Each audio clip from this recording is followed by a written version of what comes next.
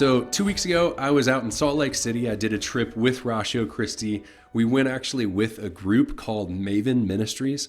And they've been doing these missions trips as a biblical immersion experience, is what they call it, for over a decade now.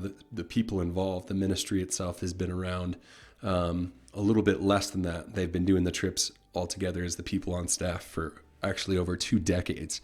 And it was an amazing experience. I was a little sick over the trip, just a regular flu. It was before anything had arrived in Colorado or Utah.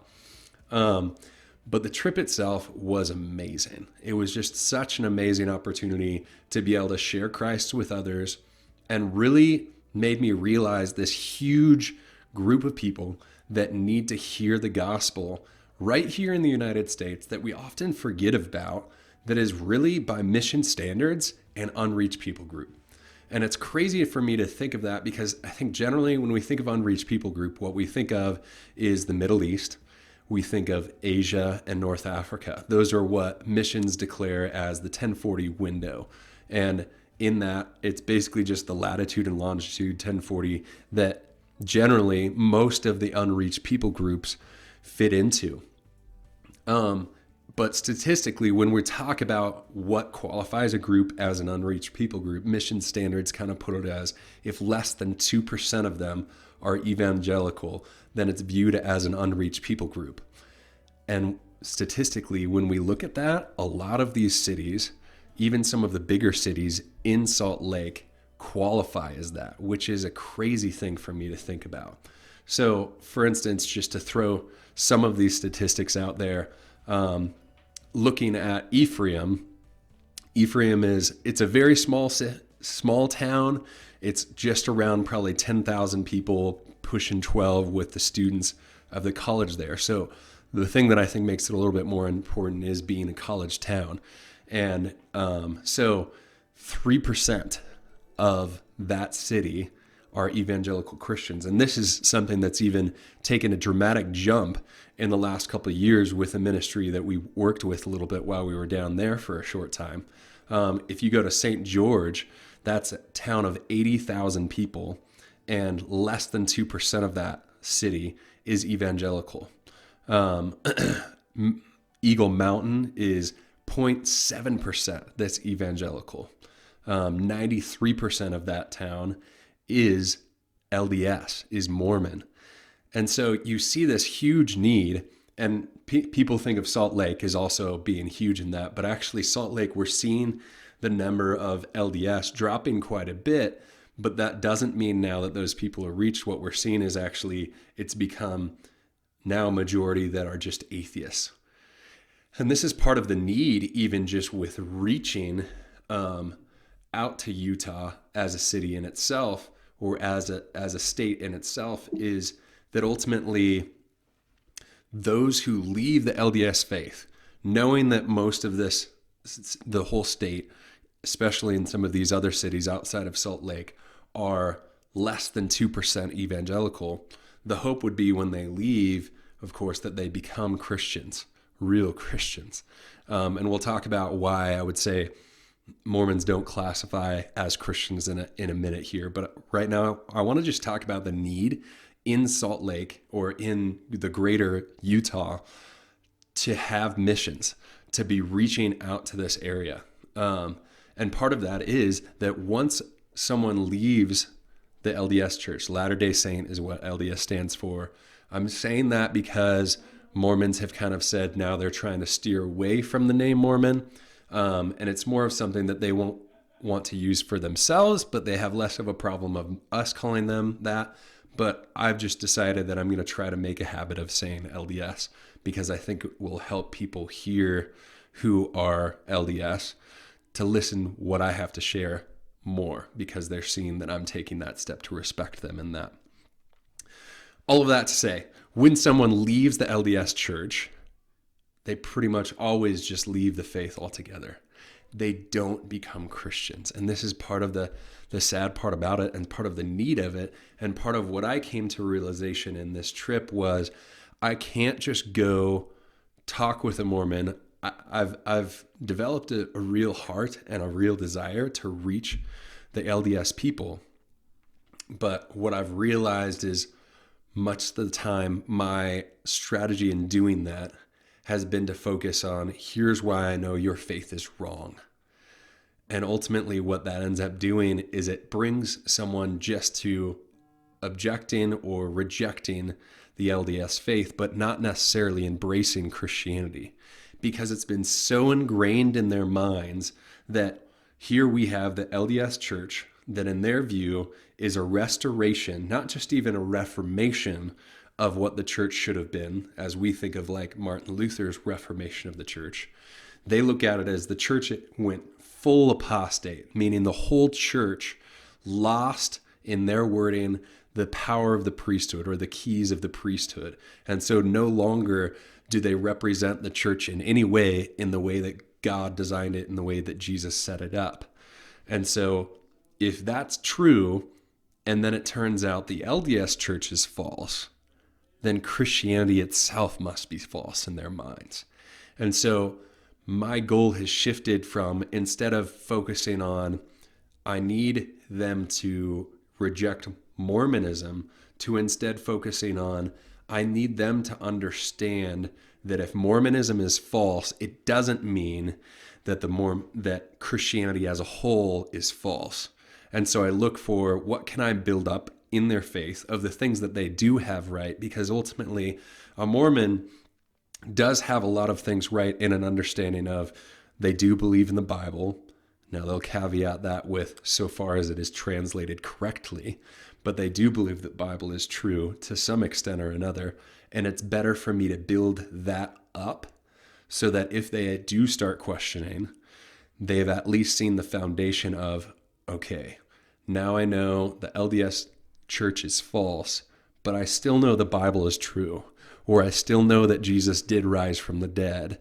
And so now I need to explore these other churches and to figure out, all right, what's the difference between what I was raised in or what I came into in the LDS faith and what is actual true Christianity. And so this has changed. It's shifted a little bit of how I've looked at reaching out to Mormons.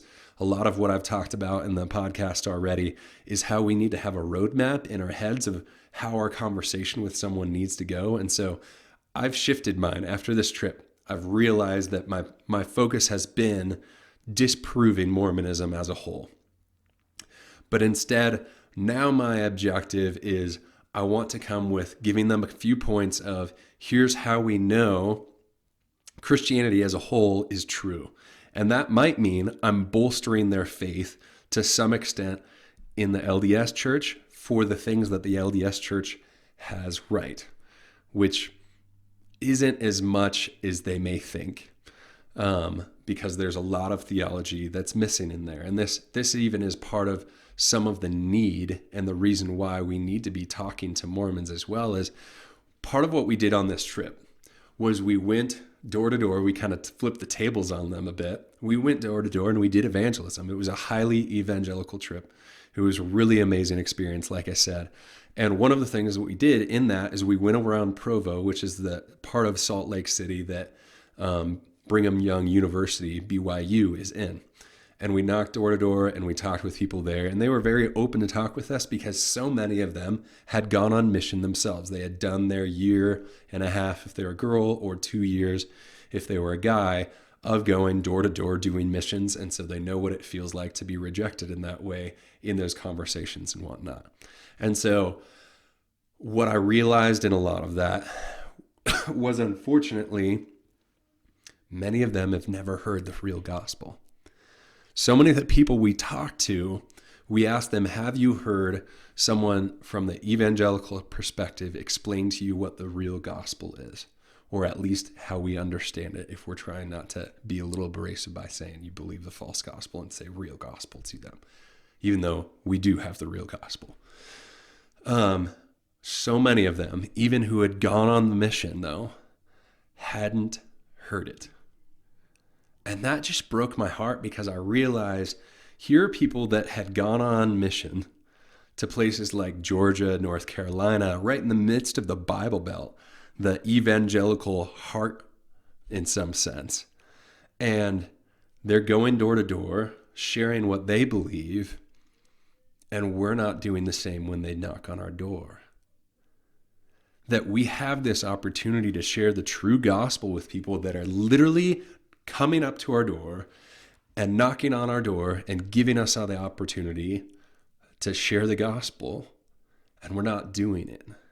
And instead, those people end up leaving with a bad taste in their mouth because people like myself may have been so focused on showing them why they're wrong, or if we've gone far enough or extreme enough, saying that they're a cult.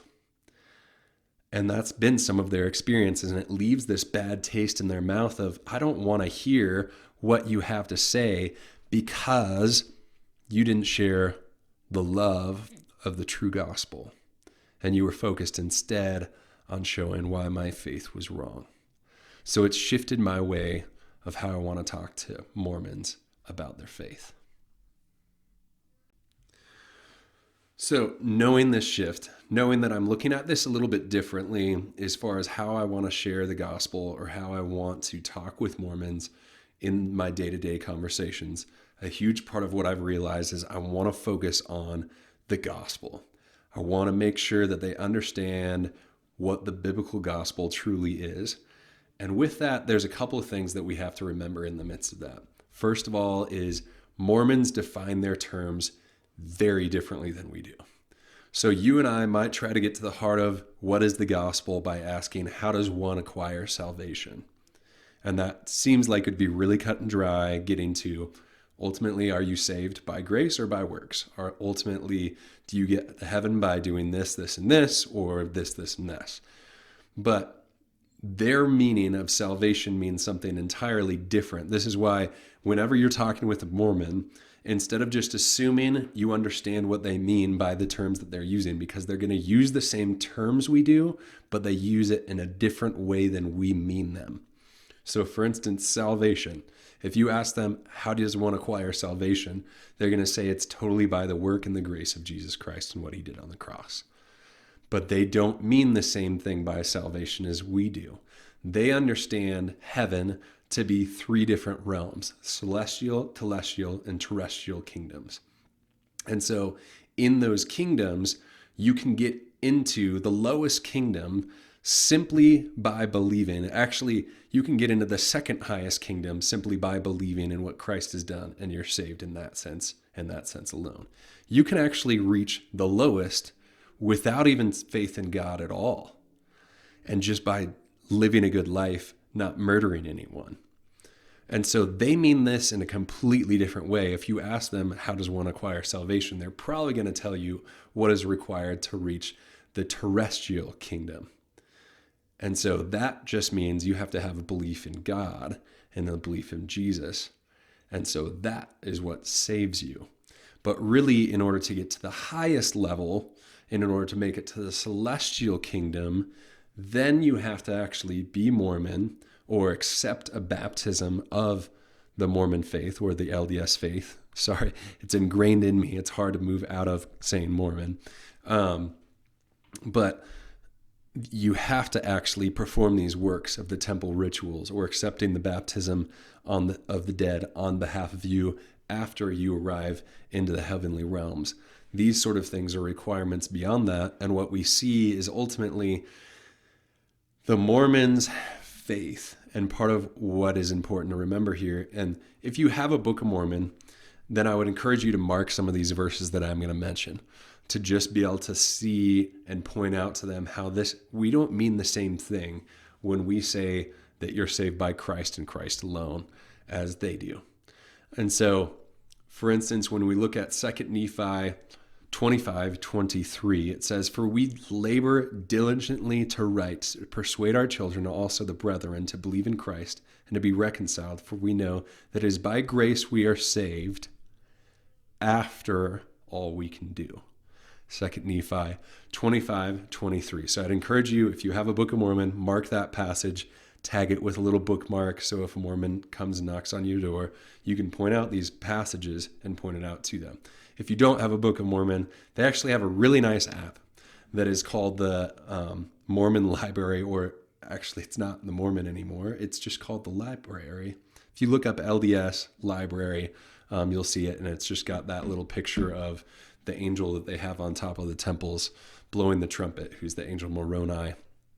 And so marking these passages would be a helpful thing for you to be able to do and point out. Another passage, when you look on Mormon websites, they'll try to justify this and say that ultimately we're not saying that you're saved by works, you're saved by grace.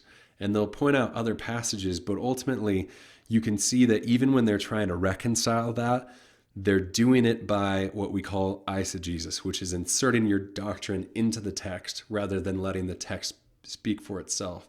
So that passage I just read you, it says, after all we can do, you're saved by grace. And so that's implying a time sequence, which in essence means you are saved by grace plus works equals salvation. Grace plus works equals salvation. Moroni 10:32, yea, come unto Christ, and be perfected in him, and deny yourselves of all ungodliness. And if ye shall deny yourselves of all ungodliness, and love God with all your might, your mind, and strength, then, again, this is implying time, so after you've done all of these things, then his grace is sufficient for you. By his grace you may be perfect in Christ. And so it's again, grace plus works equals salvation. Where as Christians, we're going to look at it and say it is grace equals salvation and works. And so it's totally different in the way that that ends up playing out. Now, a Mormon is going to justify that by looking at a passage, and you'll see this with other people that have a works-based mentality of how we earn salvation. And they'll look at James, and James says, by faith, it agrees that you're saved by faith, but faith without works is dead, is what James says. And so they'll point to that to say, see, but if you have real faith, only real faith has good works, and so you have to have the works in order to have salvation. But this is very clearly pointing out when we look at Ephesians 2:8 and 9, for it is by grace you are saved, not by works. And so in that sense, we're seeing the formula of true faith equals works and salvation. So true faith will produce works. That is the production, that is the product of true faith. And so true faith will do that. If it's not true faith, you won't have works. But if you don't have works, it doesn't mean that you don't have salvation in the sense that it's a product of the thing. Because otherwise, if that's true, then the thief on the cross didn't have true faith because he never had a moment to produce those good works. But if works is a requirement of faith, if works is a requirement of salvation, then the thief on the cross didn't have true faith. And so what we see is this distinction. Again, the Mormon is going to say, and ultimately whether they say it or not, and this is where it does get tricky when you're talking with an LDS, they're going to say, we do believe that you're saved by grace and not by works. But you have to point out these passages and show them that ultimately it's making it very, very clear that this is a product that comes after you've performed those works. That yes, you may believe that you're saved by grace, not by works, but you're not getting that from the Book of Mormon. You're not getting that from the LDS teachings. You're getting that from maybe truly understanding what the gospel is actually saying. But these passages are making it abundantly clear that is after you've performed the works that you're saved. And so you do everything you can to get as far as you can, and then God takes care of the rest. But part of that is saying you have to do everything you can, and none of us do everything we can.